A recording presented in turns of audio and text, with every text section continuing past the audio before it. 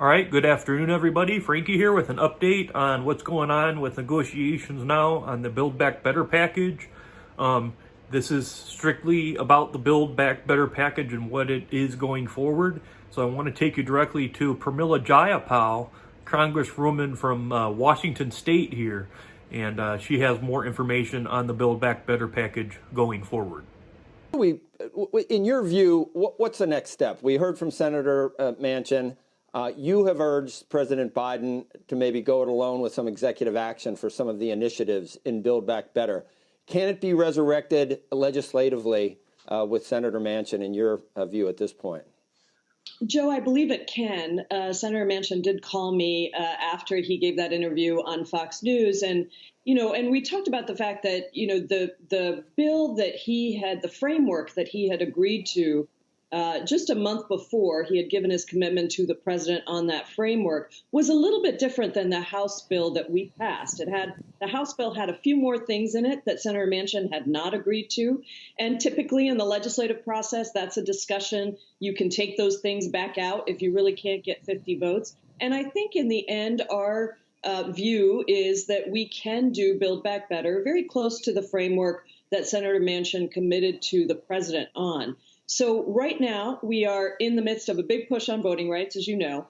And as soon as that is done, probably next week, our attention will turn back to Build Back Better. It has passed the House with all but one Democrat voting for it. Unfortunately, no Republicans, just like the American Rescue Plan, which was incredibly successful, popular, and helped our markets to continue and our economy to continue to grow. We might have to do this alone, unfortunately. But it will provide universal childcare, universal pre-K, investments in housing. It will drive economic recovery, continue to drive economic recovery, just as the American Rescue Plan did. So my hope is that we get it done in the next several weeks, certainly within the next month. Congresswoman, the state of the state, I guess, or the state of the union, or the state of whatever you want to call in Congress right now, I'm just wondering whether...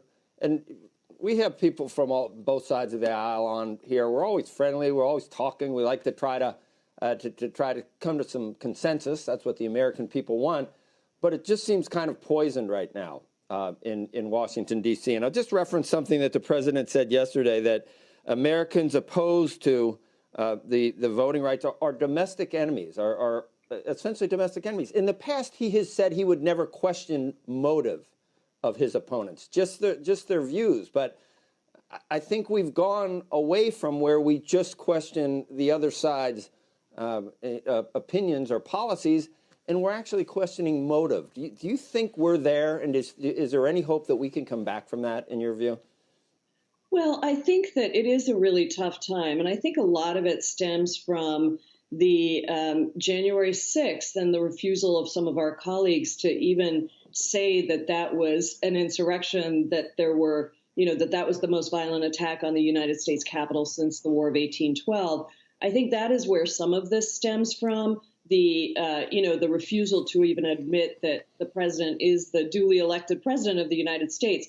But that said, Joe, I can just tell you that there are a number of things that we continue to work with our colleagues on across the aisle. But sometimes, and voting rights is one, and unfortunately, Build Back Better, the American Rescue Plan, we kind of laughed and said, no Republican voted for that, but everybody went back and bragged about how much money it brought into their district.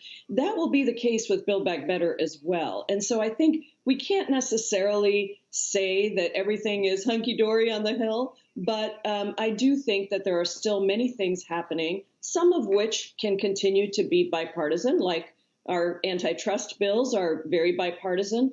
There are other places where we have a lot of commonality with our colleagues on the other side. But unfortunately, many of the big things right now are partisan only because of the filibuster and the requirement that you need 10 additional votes in the Senate. If you didn't have that additional requirement, you could have bipartisan bills passing with 2, 3, 4, 5 Republican votes, and everybody would say how great, this is a bipartisan bill.